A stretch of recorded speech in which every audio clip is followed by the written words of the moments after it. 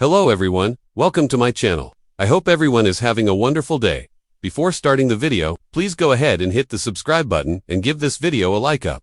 Young and Restless preview. Cain and Chance rush to stop another murder and it's time to get the hell out of France. All of Cain's plotting and planning is about to blow up in his face, as his trusted manservant Carter clearly has an unhealthy obsession with his boss. The latest preview for Young and Restless teases that the trip to France is over, and everyone could be headed back to Genoa City in no time. We're guessing most of them never want to take a ride on a train ever again. After figuring out that Carter had the means and motive to take out Damien, Cain confronted his right-hand man, promising to protect him if he would only tell him what happened.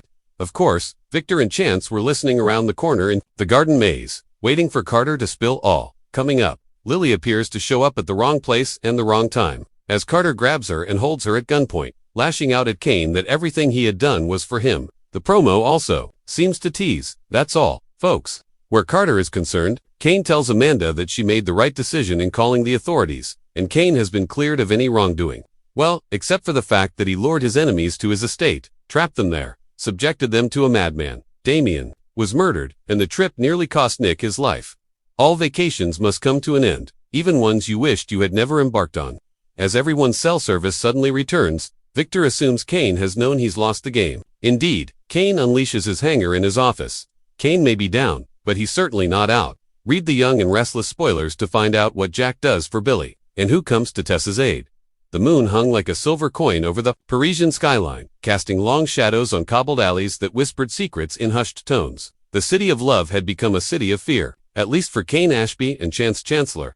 They had come to France searching for Jill's missing art broker, Francois Duval, but what they uncovered was something far more sinister. The Devereux family, an aristocratic line with roots, tangled deep in both nobility and criminality, had drawn them into a world of counterfeit art, international espionage, and now murder. She's dead. Again, Chance muttered, crouched over the lifeless body of Simone Devereux, the youngest daughter of the dynasty and their only real ally in France. Cain swallowed hard, his eyes flickering with the same anger that burned through Chance's voice. We warned her not to meet him alone. Yeah, and now she's cold on the marble of her own damn gallery, Chance said, standing up and scanning the shadows.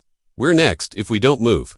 A sudden crack echoed through the alley. Gunshot. The two men dove for cover behind a stone bench, the bullet embedded in the wall where Cain's head had been just seconds before. I think that's our cue, Cain growled, clutching his side as they bolted out into the misty night. The Devereux cursed 3 days earlier. They had arrived in Bordeaux, expecting a quiet meet-and-greet with Simone. Instead, they walked into a hornet's nest. Simone had confessed over espresso and chocolate croissants that Francois wasn't missing. He had been running from someone dangerous, someone who had already killed once to protect the secret. The painting you seek, Simone had said, La Morte de l'Aube, isn't just a forgery. It's a map. Hidden in its brushstrokes is a ledger, names, locations, offshore accounts. Chance leaned forward. You're saying someone's using it to launder money? More than that, she whispered, they're planning a hit on American soil. And if you don't leave France, you might be next. Simone was terrified, but she still agreed to help. Now she was dead, and Cain and Chance were at the top of the kill list. The Chateau of Echoes. They retreated to a safe house in the Loire Valley, an abandoned chateau Simone had shown them weeks ago when the investigation first began. It stood proud and forgotten in the hills, vines creeping up its stone walls, its towers shrouded in fog. Inside, ancient floors groaned beneath their boots, and the air smelled like dust and faded perfume. Cain tossed his bloodied coat aside and checked his wound. Just a graze. You sure this place is secure? Chance asked, pacing. For now, Cain replied. But we need to go on the offensive. We find the painting, decode the ledger, and stop whatever this is. And how do we do that when every lead is dead or running? Cain looked toward the boarded-up fireplace. We call in someone who doesn't run. Back from the ashes, Lily Winters was tired of pretending. Since Cain's departure to France, she had kept her feelings locked away, pretending the distance was professional. Pretending that she hadn't been tracking every headline coming out of Paris with the fervor of a woman still in love. That's when her phone lit up at 2:47 a.m. with a text that read, Lily, I need you. It's bigger than we thought. She didn't hesitate. By sunrise, she was on a flight to Charles de Gaulle. Reunions. In Revelations, the reunion wasn't romantic. Not yet. Willie stepped into the chateau like a ghost from another life, her trench coat soaked in rain, her eyes fierce. 3 murders in 5 days. Cain, she said without greeting. And you didn't think to call me until now. Cain met her eyes. Because now, we're out of options. Chance briefed her on what they knew. Simone's death, the cryptic messages left behind in her sketchpad, and the legend of La Morte de l'Aube. We think the original painting is somewhere in Marseille, Chance explained, hidden before the Nazis stormed through in 1943. And the copy, it's in the Louvre, on loan. Lily crossed her arms.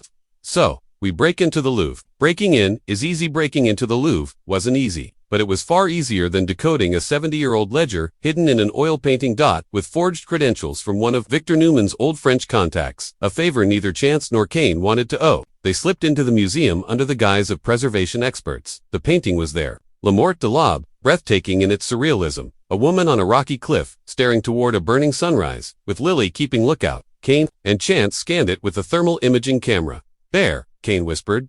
Behind the second layer, a signature. Chance took out a microgrill. Hope the French revolutionaries were fans of invisible ink. Code red. The signature revealed a name, Balearis, a dead French banker with connections to a dozen offshore shell companies and, according to Simone's sketchpad, a relative of the current U.S. ambassador to France. We're talking international conspiracy here, Lily said, wide-eyed. This isn't just about art theft anymore. Chance nodded grimly. They're planning a murder, a political one. In Washington, their time was up. Security alarms shrieked through the Louvre. Someone had tipped them off. They fled into the Paris night, sirens chasing them. Betrayals in Bordeaux. They traced Belarus's history to a vineyard in Bordeaux, now owned by Adrien Devereaux, Simone's cousin and a known arms dealer. They posed as buyers. Over wine, Adrien smiled too, calmly. So, you're the one sniffing through Simone's ashes.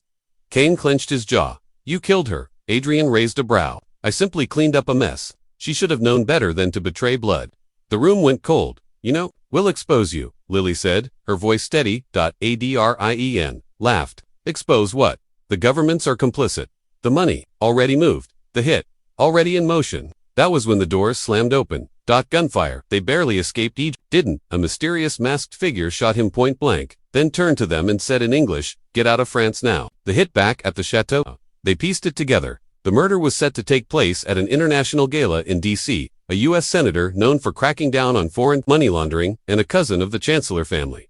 Chance's family. It's personal now, Chance whispered. They had 48 hours. Run like healtha. Next day was a blur of burner phones, fake passports, and double. Lily contacted Victor, who arranged a private flight out of Nice under the radar. They split up to avoid detection. Kane and Lily went ahead to D.C., while Chance stayed behind to destroy what evidence remained and lead Devereaux's men in the wrong direction. As Kane boarded the plane, he looked back. Chance stood at the airstrip, lit by the first light of dawn. I'll catch up, he said, or I'll make sure they never do. The gala, Washington, D.C. The gala was a parade of tuxedos and diamonds, politicians, CEOs, and power brokers sipping champagne under chandeliers. Somewhere in the crowd was the assassin. Lily moved gracefully through the ballroom, her eyes scanning every face. Kane wore an earpiece, stationed by the senator's security. Then he saw her. Simone. Alive. Impossible. He muttered. He pushed through the crowd, but she was gone, like a mirage. Then he saw her again, standing on the mezzanine, pointing. A figure in the crowd was drawing a silenced weapon. Senator. Kane yelled, lunging forward. Bang. The shot missed. Chaos erupted. Chance tackled the shooter from behind, bloodied, bruised, and alive. Did you really think I'd miss the party? He grinned. The aftermath. The shooter was arrested. The media called it an attempted political assassination thwarted by international cooperation. But Simone's body was never found, and Kane wasn't so sure he'd imagined her. The ledger went public. With help from Christine Blair and the FBI, dozens of names fell. The Devereaux empire crumbled. Back in Genoa City, Lily poured 2 glasses of wine. To survival, she said, handing one to Kane.